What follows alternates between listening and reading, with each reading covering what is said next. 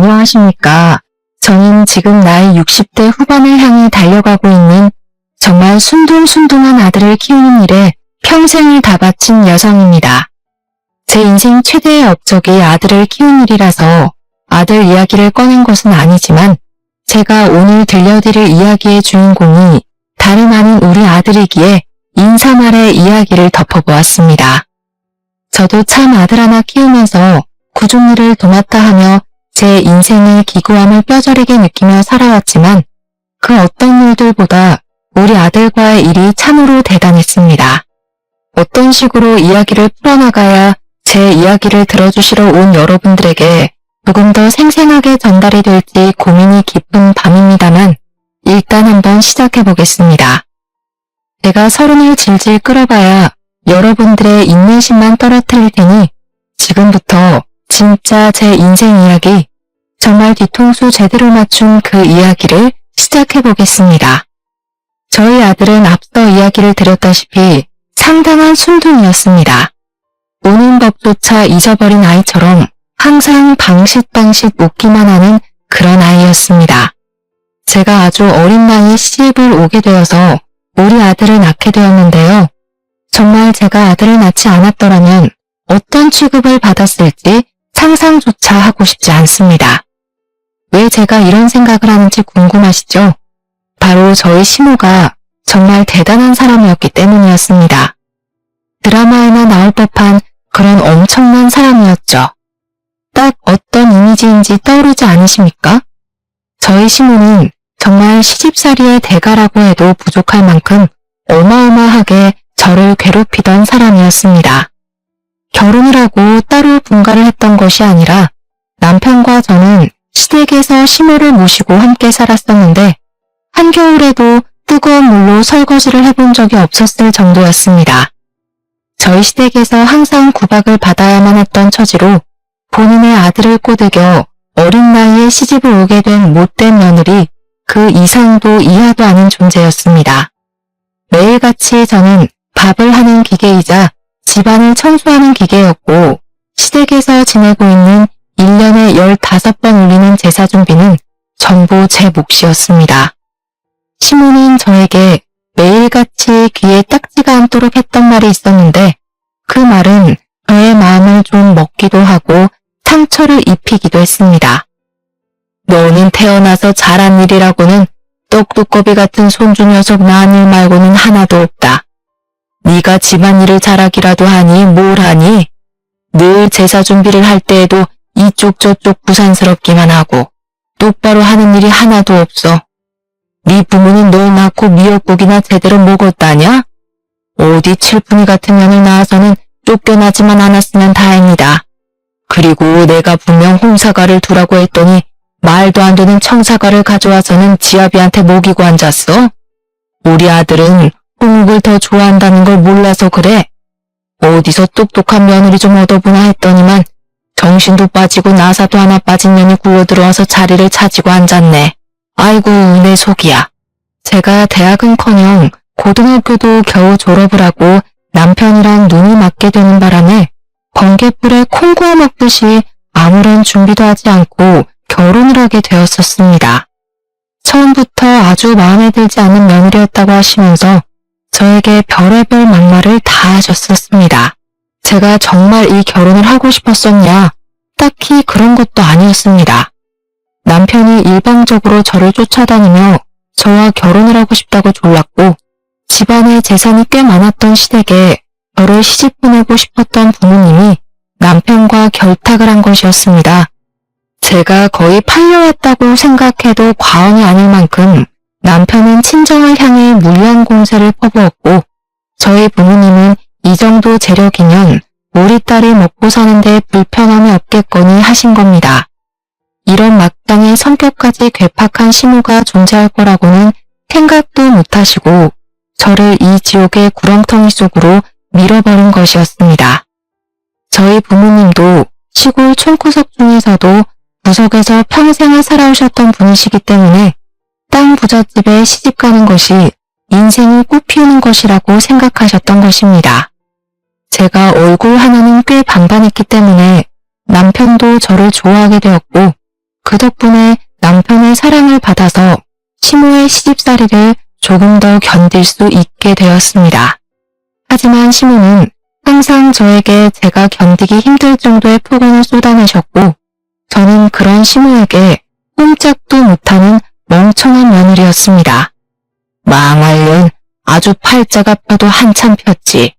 네가 이 집에서 청소하고 빨래하고 밥하는 거 말고 하는 게 뭐가 있어? 어디 죽상을 하고 집안을 돌아다녀. 번듯하게 대학이라도 나왔으면 모를까. 고등학교도 겨우 졸업한 주제에 우리 손주머리가 얼마나 걱정이 되던지.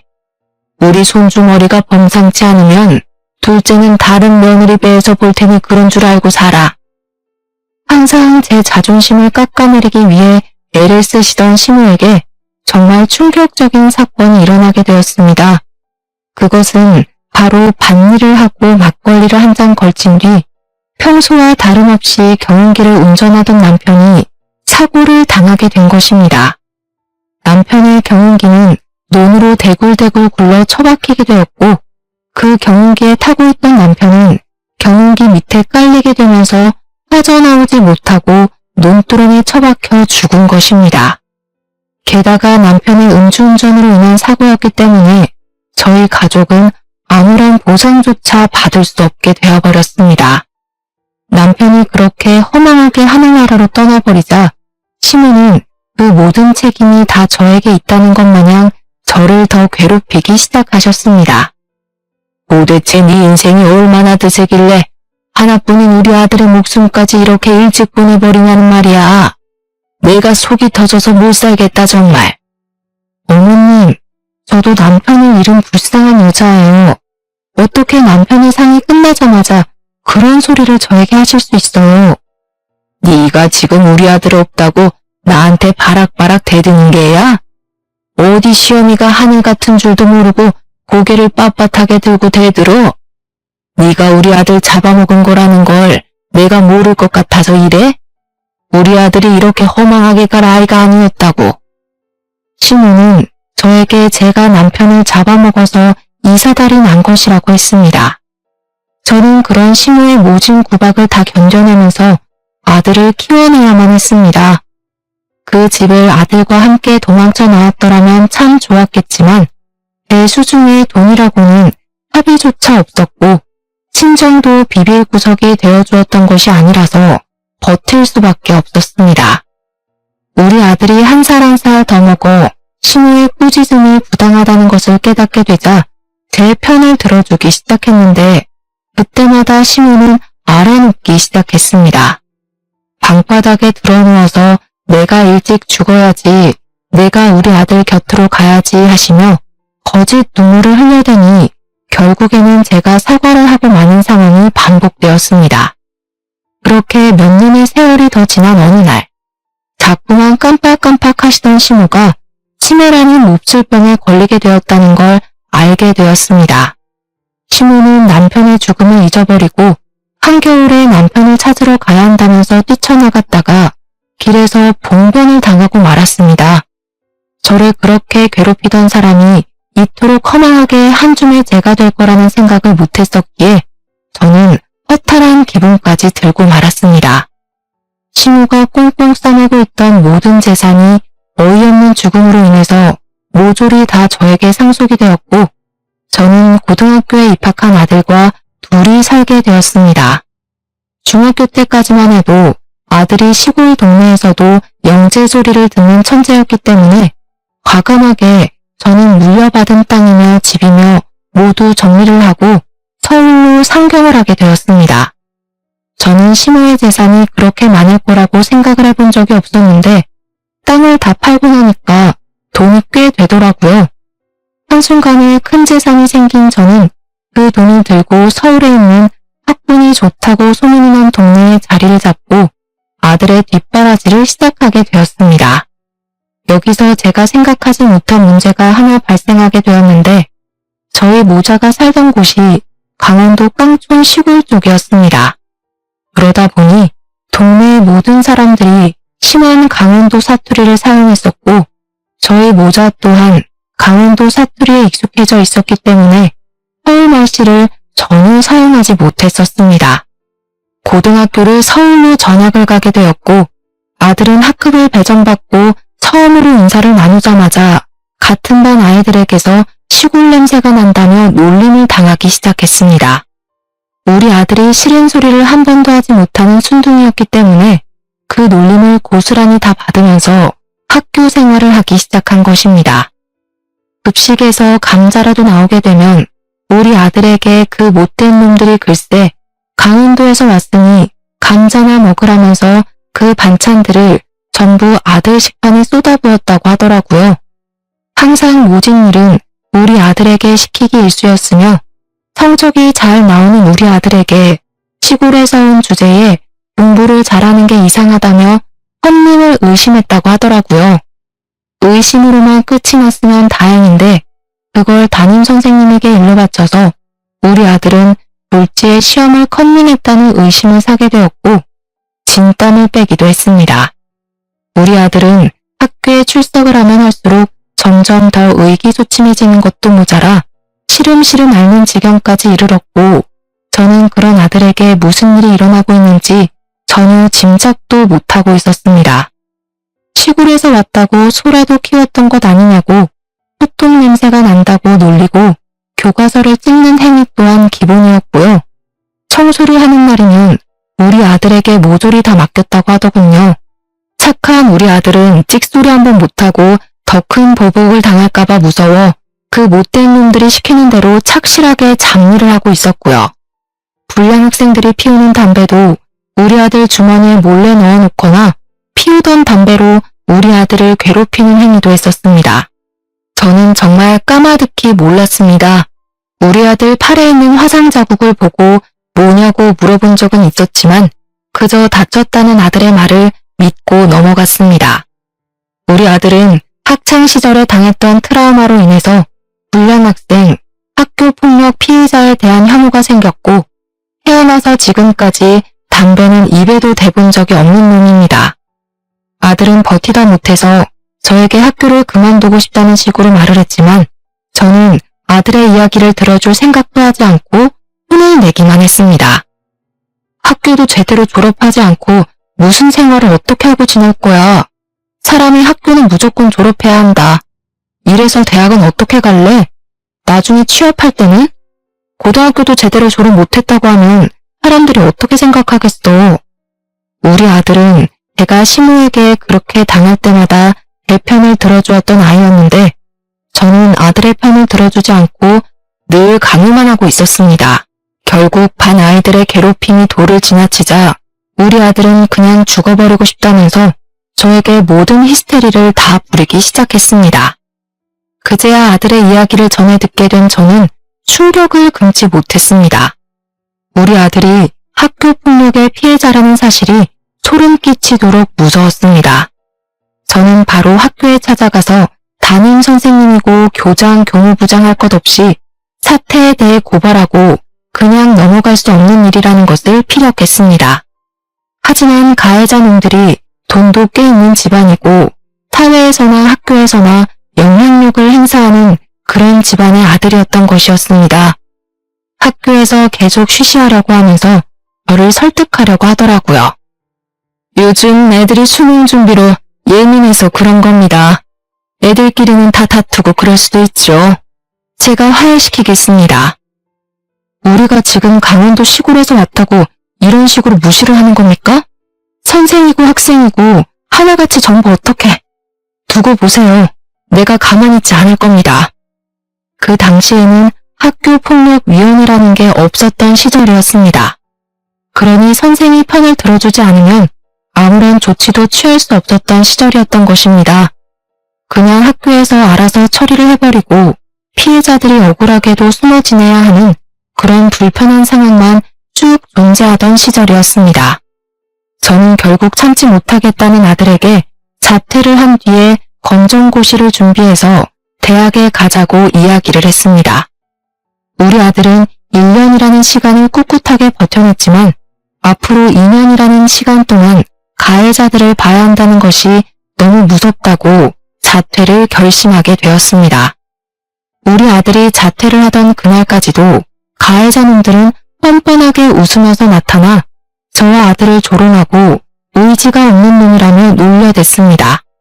저는 마지막까지도 우리 아들을 조롱하는 것을 멈추지 않던 그놈들에게 깊은 분노가 일었고 그 자리에서 참지 못하고 그놈들의 뺨을 갈겨버렸습니다.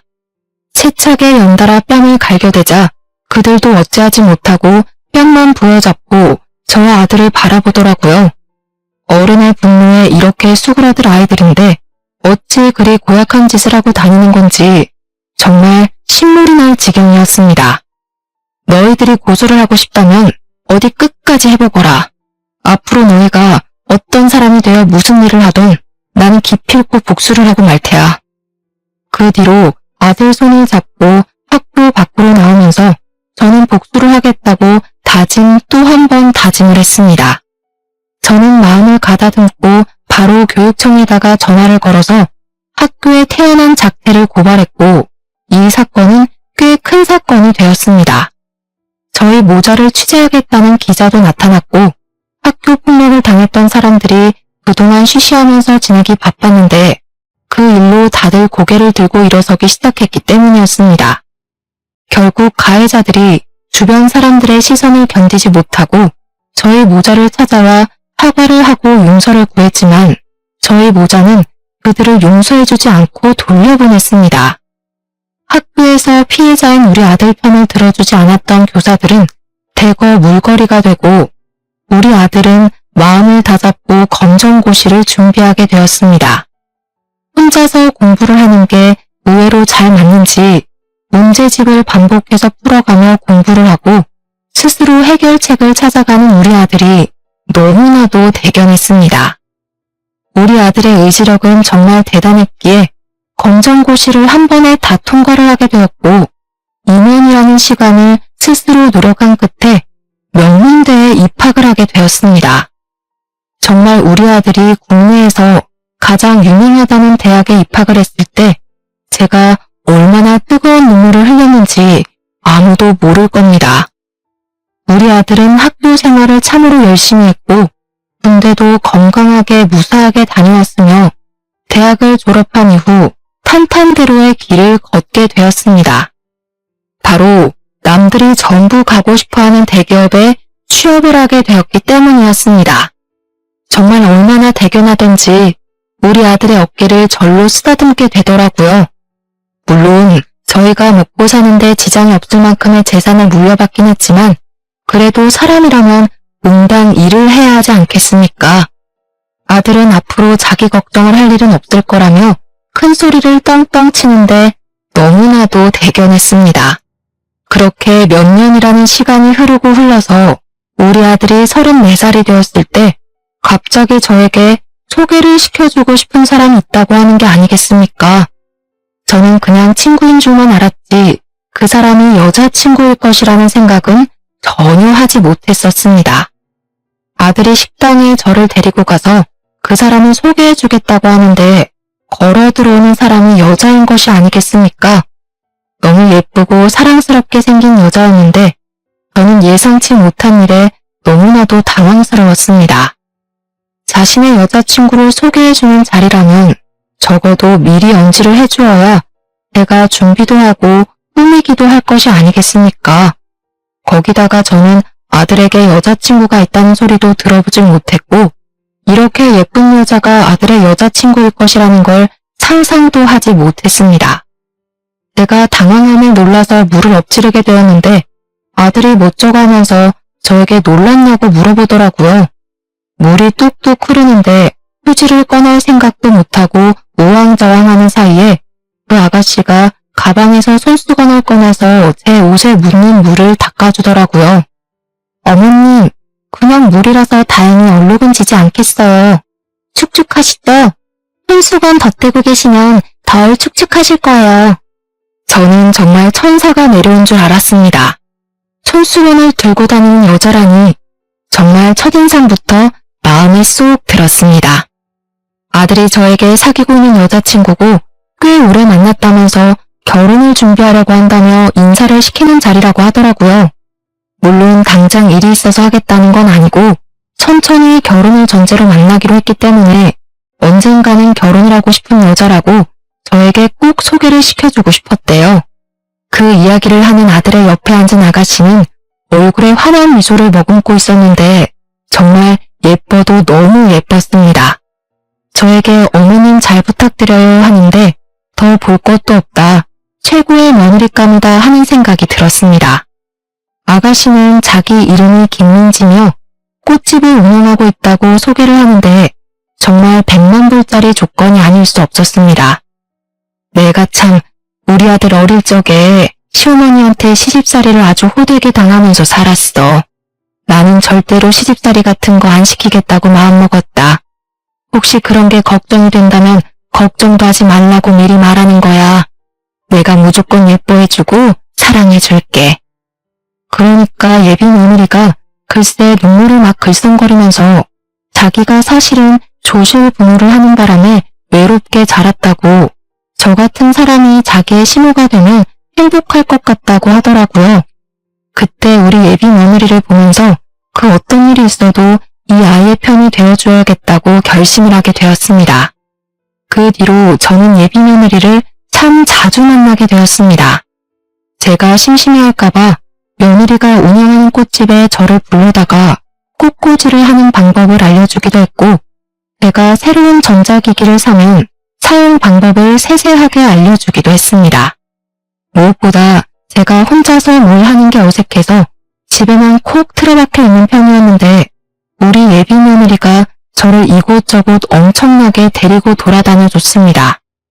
전시회도 보여주고 난생 처음 동물원이라는 곳에 가서 구경도 하고 저는 정말 사는 게 바빠서 그런 여가 생활을 즐겨본 적이 없었기에 너무나도 신기했습니다. 예비 며느리가 저를 데리고 어딜 가겠다고 말이라도 꺼내면 저는 설레는 마음에 밤잠을 설치기까지 했을 정도였습니다. 사는 게 바빠서 우리 아들을 데리고도 그런 곳을 한 번도 방문해 본 적 없었는데 말년이 정말 호강하는 게 아닐 수 없었습니다. 그렇게 6개월이라는 시간이 지나면서 저와 며느리의 사이는 정말 딸과 엄마처럼 두말할 거 없이 돈독한 사이로 발전을 하게 되었습니다. 어머님, 저 정말 어머님 같은 분을 만나게 되어서 너무나도 기뻐요. 평생 제가 효도하면서 잘 모시고 살게요. 우리 지금처럼 평생 행복해요. 어머님을 알게 되어서 부모님께 받지 못한 사랑을 받은 기분이고 저에게도 진정한 가족이 생긴 것 같아요. 정말 감사합니다. 아니다. 나도 아들 하나 키우면서 답답한 날도 있고 속이 상하는 일도 여럿 있었는데 정말 딸 같은 며느리를 얻게 되어서 너무나도 기쁘구나. 우리 사이 변치 말고 앞으로도 항상 서로를 배려하면서 슬픈 일, 기쁜 일 모두 나누며 살았으면 좋겠다. 정말 그이 덕분에 제가 어머님을 만나게 되었어요. 하늘에 계신 부모님께서도 제가 이렇게 멋진 시어머니를 만났다는 걸 보시면 너무 좋아하실 거예요. 제가 정말 잘할게요. 어머님 아프지 마시고 저희와 함께 오래오래 살아요. 우리 며느리는 얼마나 말도 예쁘게 하는지 그 말을 하면서 눈물을 글썽거리는데 저도 눈물이 절로 나는 기분이었습니다. 태어나서 시집살이고 고생했던 그날들이 주마등처럼 지나가면서 우리 며느리에게는 그런 고통을 절대로 주지 않겠다고 다짐하고 또 다짐했습니다. 이렇게 예쁜 아이 얼굴에 그림자라도 드리울까 최대한 연락도 아껴가며 하며 며느리의 기분을 맞춰주려고 얼마나 노력을 했는지 모릅니다. 세상에 이런 천사를 만나게 해주셔서 하늘에 감사를 드리며 지내기를 수개월. 예비 며느리는 저의 진짜 며느리가 될 준비를 마치게 되었습니다. 결혼식 전날 제 손을 잡고 이제 진짜 가족이라고 말을 하는데 참 주책맞게도 제가 아들과 며느리 앞에서 엉엉 울어버렸지 뭡니까. 제가 일군 재산은 아니지만 우리 자식들 그리고 언젠가 만나게 될 손주들을 위해 모조리 쏘아붓겠다고 약속까지 했습니다. 남들은 아들이 결혼할 때 섭섭한 마음이 든다고 하던데 저는 며느리가 너무 예뻐서 그런 생각 자체가 들지 않더라고요. 고맙다는 생각, 행복한 생각에 젖어서 무슨 일이 있어도 이 아이들의 든든한 벽이 되어주겠다고 평생 지켜주겠다고 스스로에게 맹세를 했습니다. 제가 남편을 잃고 갖은 구박에 고생을 하면서도 버텨낼 수 있었던 제 전부였던 우리 아들. 아들을 키우는 동안 얼마나 고생을 했었는지 결혼식 전날이 되니 하나하나 되짚게 되더군요. 그렇게 한 번 더 눈물을 흘리며 잠이 들었고 다음날 눈이 조금 붓긴 했지만 비싼 미용실에 가서 예쁘게 화장도 받고 결혼식장에서 손님을 맞이하게 되었습니다. 며느리네 부모님이 사고로 돌아가시고 저도 남편이 없었기에 인사를 받을 사람이 저뿐만이었다는 게 조금 외롭게 느껴지긴 했지만 좋았습니다. 꿋꿋하게 손님으로 와주신 모든 분들께 인사를 드리고 잠시 화장실에 가서 볼일을 보는데 해면대에서 두런두런 말소리가 들리더라고요. 고영이가 결혼을 한다니까 뭔가 이상하지 않냐? 그러게. 과거 청산 싹 하고 이렇게 결혼한다고 하니까 웃기지 뭐야? 진짜 아무도 모르게 과거 청산이 된다는 게 신기해. 요즘은 숨기려면 못 숨기는 게 없다고 하잖아. 아무튼 보영이한테 인사나 하고 가자. 여기 뷔페 비싸다고 하던데. 얼마 전에 진이가 결혼식장 알아보는데 여기 비싸서 못하겠다고 했다더라. 진짜? 꽃장식도 비싸 보이긴 하더라. 모영이 그거 아주 제대로 봉잡았나 본데 배 아파서 어쩌냐? 다른 층에서 결혼을 하는 여자의 이야기인지 제 며느리와는 전혀 상관없는 이야기이긴 했지만 은근히 귀에 거슬리는 건 어쩔 수 없더라고요. 누군지는 몰라도 저의 며느리와 달리 이런 식으로 험담의 대상이 되다니 참 불쌍한 인생을 살았구나 싶은 마음이 들고 그 여자의 혼주가 될 사람들이 불쌍해서 찝찝했습니다. 우리 며느리처럼 참하고 예쁜 사람을 맞이했어야 했는데 모영이라는 여자를 며느리로 맞이하는 사람은 참 힘들겠다 하면서 과거가 뭔지 궁금해지더라고요. 아무튼 저는 식이 곧 시작된다는 말에 떨리는 마음으로 식장에 가서 앉았고 결혼식이 시작이 되었는데 슬쩍 주위를 둘러보니 뭔가 이상하더라고요. 신부 측 하객들 사이로 우리 며느리랑은 결이 좀 맞지 않는 듯한 친구들이 몇 명 보였습니다. 우리 며느리를 항상 맏며느리에 어울리는 단정한 차림으로만 다녔었는데 신부 측 하객에는 파이기도 하고 짧기도 한 옷들을 입은 사람들이 보여서 조금 놀랬습니다. 물론 요즘 사람들이 각자의 취향을 존중하면서 산다고 하지만 결혼식인데 저런 차림이 맞는 건가 하는 생각이 들긴 했습니다. 아무튼 결혼식은 별탈 없이 무사히 잘 끝났고 신혼여행을 가는 아들 부부를 배웅하고 집에 오니까 은근히 적적하더라고요. 가까운 곳으로 신혼집을 얻어서 나가긴 했지만 앞으로 혼자 지내야 한다고 생각을 하니 이상하게 집이 크게 느껴지고 조용한 집이 낯설게 느껴졌습니다. 아들이 말이 많은 성격은 아니긴 했지만 사람의 온기가 있다가 사라지니 뭔가 울적해지는 마음을 숨길 수 없었습니다.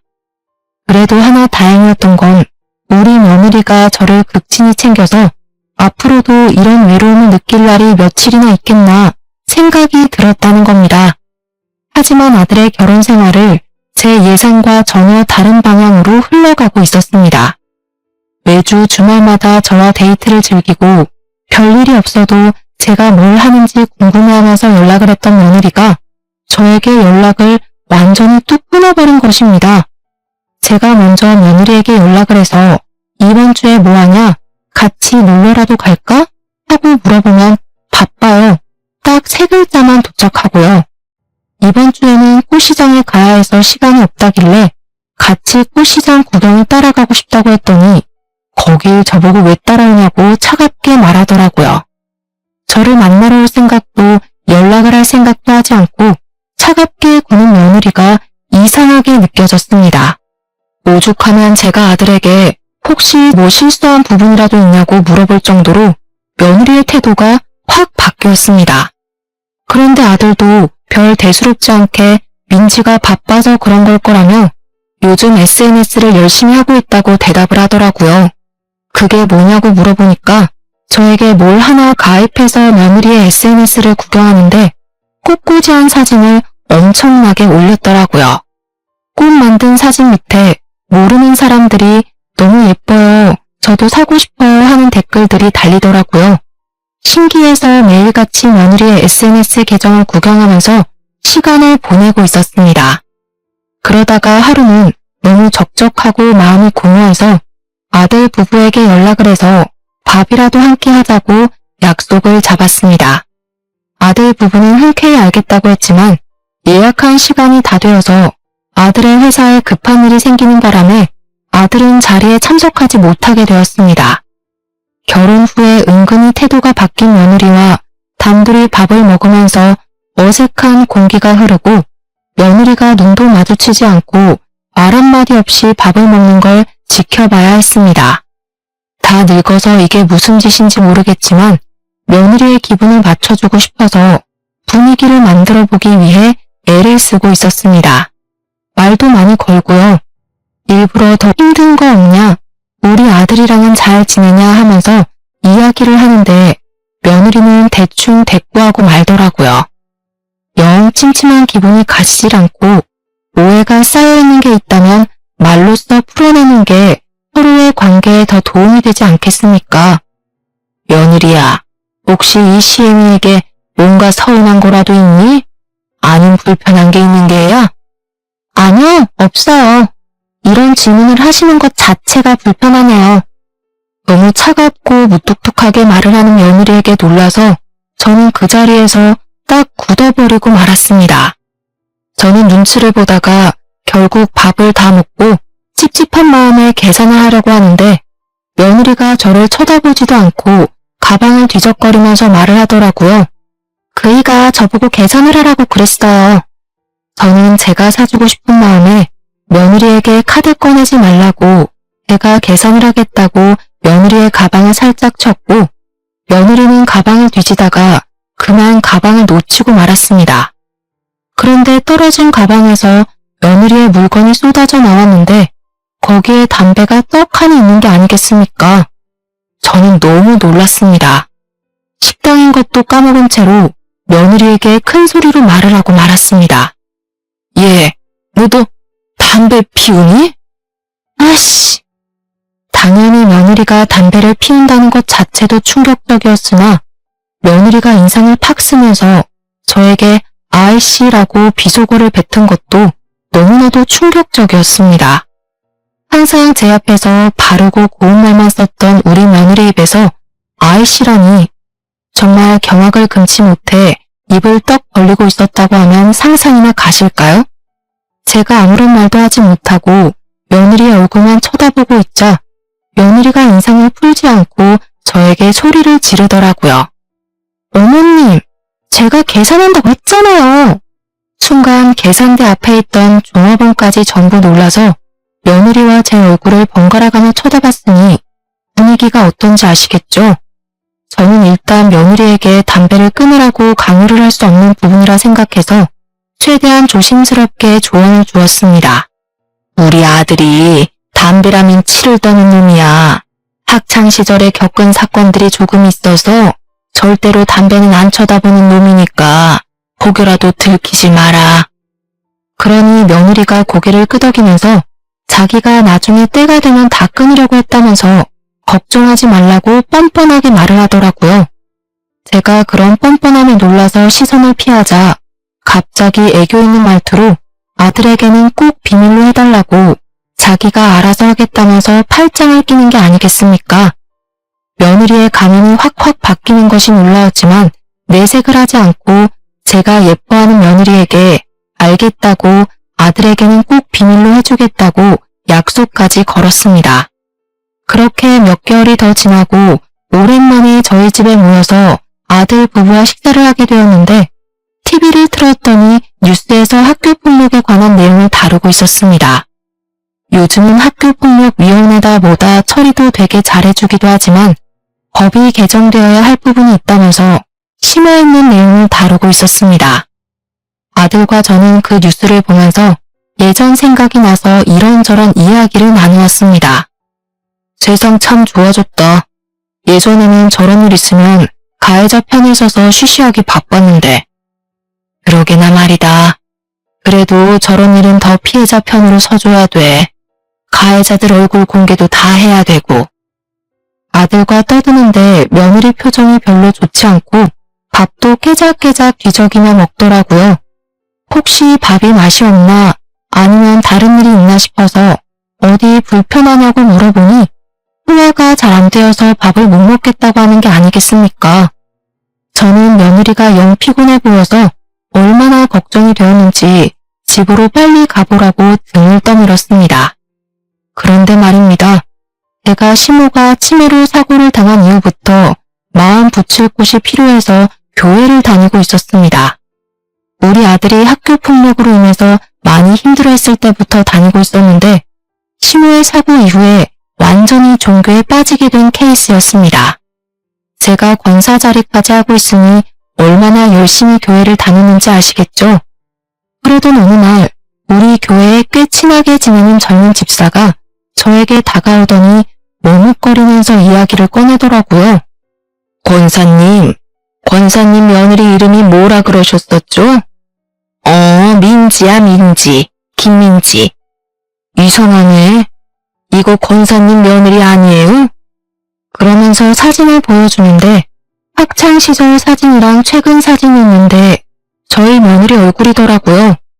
친한 집사가 우리 아들 결혼식에 왔다가 며느리 얼굴을 봐서 기억하고 있었더라고요. 그런데 이런 사진이 왜 떠있는가 싶어서 저는 집사에게 물어보았습니다. 근데 이게 뭐야? 왜 우리 며느리 사진을 김 집사가 가지고 있어? 집사는 저에게 휴대폰을 내밀면서 여기 적힌 내용들을 읽어보라고 하더라고요. 뭔가 싶어서 보는데 글쎄 우리 며느리가 학교폭력 가해자라는 고발글이 아니겠습니까? 누군가가 익명으로 올린 글이었는데 플라워숍을 운영하고 있는 김보영을 고발합니다 하는 글인 것이었습니다. 피해자는 우리 며느리가 중학생 때부터 담배를 피우고 불량 학생들과 어울려 다니면서 술도 먹고 오토바이도 타고 교복도 줄이고 친구들 돈도 뺏었다고 했습니다. 학교도 잘 안 나가고 양아치로 살다가 갑자기 어느 날 개명을 하더니 꽃집을 열어서 천상 여자인 척하면서 장사를 한다고 말입니다. 플라워숍이 장사가 잘 돼서 자꾸 이곳저곳 끼글이 보이는데 그때 받았던 피해가 아직 트라우마로 남아있어서 너무나도 괴롭다는 내용이었습니다. 자세하게 내용을 적어놨는데 어찌나 생생하고 무섭고 소름이 끼치던지 저희 아들의 지난 과거가 떠오르더라고요. 제가 손을 벌벌 떨면서 글을 읽고 있자 집사가 저에게 이혼이라도 시켜야 하는 거 아니냐고 이런 무서운 여자를 어떻게 며느리로 데리고 사냐고 하더라고요. 이게 거짓말일 수도 있지 않나? 익명 게시판인데다가 피해자가 누군지도 모르고 이상하잖아. 그러자 집사가 저에게 하는 말이 피해자가 자기 건너 아는 분의 딸이라고 하는 게 아니겠습니까? 그 피해자는 아직까지도 정신과에서 치료를 받아야 하는 수준이라며 학창시절의 기억 때문에 일상생활이 어렵다고 하더라고요. 그 순간 머릿속을 스치는 기억이 있었습니다. 김보영, 보영. 결혼식 날 화장실에서 들었던 그 이름이었던 것입니다. 과거를 청산했다는 보영이 그게 바로 우리 며느리였던 것입니다. 저는 피해자를 만나보고 싶어 김 집사를 통해 말을 전했고 용기를 내어 찾아가게 되었는데 한눈에 봐도 그 피해자가 너무나도 피폐해 보였습니다. 우리 며느리에게 당했던 일을 줄줄이 이야기를 하는데 제 눈에서도 눈물이 멈추지가 않을 정도로 고통스러운 이야기였습니다. 중고등학교 때 우리 며느리에게 당했던 일들을 기록해놨다며 저에게 일기들을 보여주는데 정말 대단하다고 느낀 것은 말입니다. 그 시절 학교 폭력에 대해 무지했던 시절임에도 폴라로이드 사진기로 상처를 하나하나 다 찍어놓았다는 것입니다. 나중을 위해서 기록이 필요했다며 상처를 입은 모든 부위의 사진을 기록해두었더군요. 저는 피해자에게 이 증거물을 빌려줄 수 있겠냐고 물었고 피해자는 고민 끝에 저에게 복사본을 주겠다고 했습니다. 저는 우리 아들 또한 학교 폭력으로 고통을 받았던 피해자였기 때문에 이 사건을 가족이라고 감싸기만 해서는 안 된다고 그냥 넘어가지 말아야 한다는 생각이 들었습니다. 그래서 저는 그 자료를 들고 우리 아들을 찾아가게 되었고 아들은 영문도 모르고 일기를 받아들여 읽었다가 경악과 분노에 온몸을 부들부들 떨었습니다. 저희에게 처음 보여주었던 모습과는 너무 다른 이중적인 행동에 치를 떨었어요. 나는 저런 소름 끼치는 아이를 며느리로 받아줄 수 없다. 이혼하지 않으면 당연히 너도 보지 않을 거고 재산도 한 푼 물려주지 않을 테다. 고통을 받은 아이들을 위해 돈을 기부하고 죽어버릴 테니 그런 줄 알고 이혼해 당장. 아들 또한 저와 생각이 같았는지 이혼을 하겠다고 고개를 끄덕이더라고요. 저는 피해자에게 진심으로 사죄를 하고 이 사실을 알렸고 피해자는 며느리가 당하는 꼴을 보고 싶다며 용기 내서 마주하고 사과를 받고 싶다고 했습니다. 저는 피해자와 아들 집에 찾아갔고 며느리는 피해자를 알아본 것인지 눈이 엄청나게 흔들리기 시작했습니다. 며느리에게 피해자가 쓴 일기를 던져주니까 전부 다 생생하게 기억이라도 나는 것인지 갑자기 무릎을 꿇고 악어의 눈물을 흘리기 시작했습니다. 여보, 어머님, 이거 다 내가 철없던 시절에 아무것도 모르고 한 짓이에요. 피해자는 어이가 없어 했고 저와 아들 또한 며느리를 질책하듯이 바라보았습니다. 한참을 무릎을 꿇고 자기 변명을 하며 잘못했다는 소리는 단 한 번도 하지 않던 며느리가 저희도 꿈쩍하지 않자 갑자기 무릎을 툴툴 털며 일어나더라고요. 그러고는 정말 사람으로서는 할 수 없는 말을 뱉어냈습니다.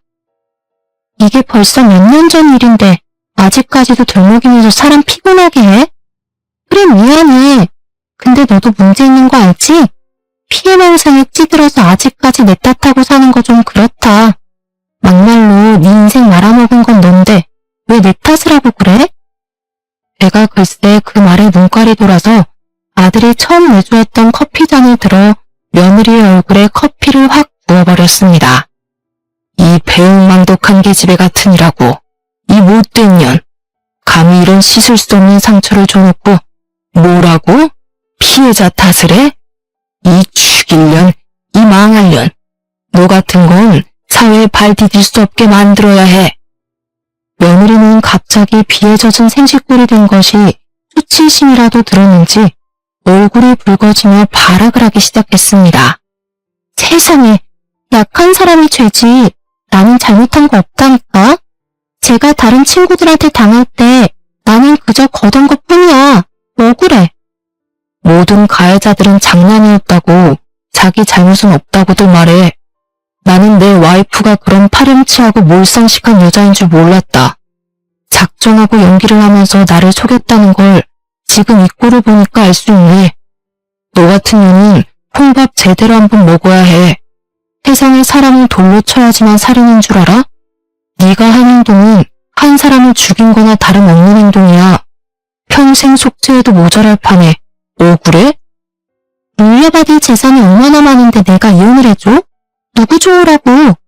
그러자 아들이 며느리의 뺨을 냅다 갈겨버리는 것이 아니겠습니까? 뺨을 맞은 며느리는 휘청거리며 바닥으로 내동댕이 쳐졌습니다. 여기 일기에 적힌 거 보니까 이런 식으로 세뇌되는 기본으로 때렸더라.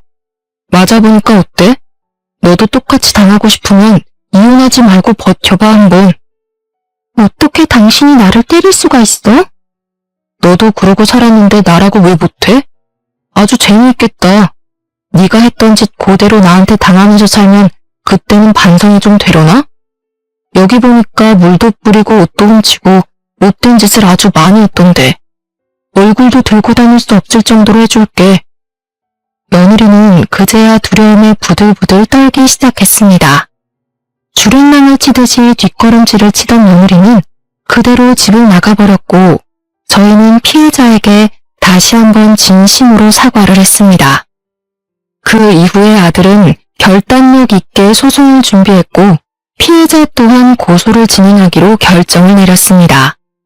며느리의 꽃집은 일파만파 퍼진 그 글 덕분에 사람들에게 테러를 당하게 되었고 결국 가게마저 접게 되었습니다. 사진이며 이름이며 전부 떠도는 바람에 동네는 물론이고 그 어디에서도 얼굴을 들고 다닐 수가 없게 되었다는 소식을 접하게 되었습니다. 아들의 이혼은 빠르게 정리가 되었고 당연히 결혼 파탄의 원인이 된 며느리가 위자료를 물어주게 되었습니다. 피해자의 사건은 일부 승소 결과만 나오게 되었고 전체 판결은 아직 나오지 않았지만 무리 없이 승소할 것 같다는 소식을 전해주었습니다. 이 사건은 개인 방송을 통해서 퍼지다가 결국 뉴스에까지 나오게 되었고 사람들이 주시하고 있는 사건이 되어서 법원도 가해자의 편을 쉽게 들 수 없을 것이라 변호사가 설명하더군요. 모든 일이 저희 손을 떠난 지금 우리 아들은 이혼의 아픔을 치유하고 있는 중입니다. 이유가 명확한 이혼이었기에 아들은 힘들지 않게 정리를 할 수 있을 거라 말을 하긴 했지만 정부치고 상세월이 있었기에 저는 묵묵히 아들의 곁을 지키고 있는 중입니다. 우리 아들이 전부 다 훌훌 터는 그날 아들과 함께 학교 폭력으로 인해 고통을 받은 피해자들을 위해 기부도 할 생각입니다. 앞으로는 죄를 짓고 사람들의 마음을 짓이긴 놈들이 전부 벌받는 세상이 오길 기다려보겠습니다. 여러분들 또한 다른 사람 마음에 상처 주지 마시고 상처를 입으셨다면 새살이 돋아날 때까지 본인의 마음을 단단하게 잡으시길 바라겠습니다. 제 이야기는 여기까지입니다. 들어주셔서 정말 감사합니다.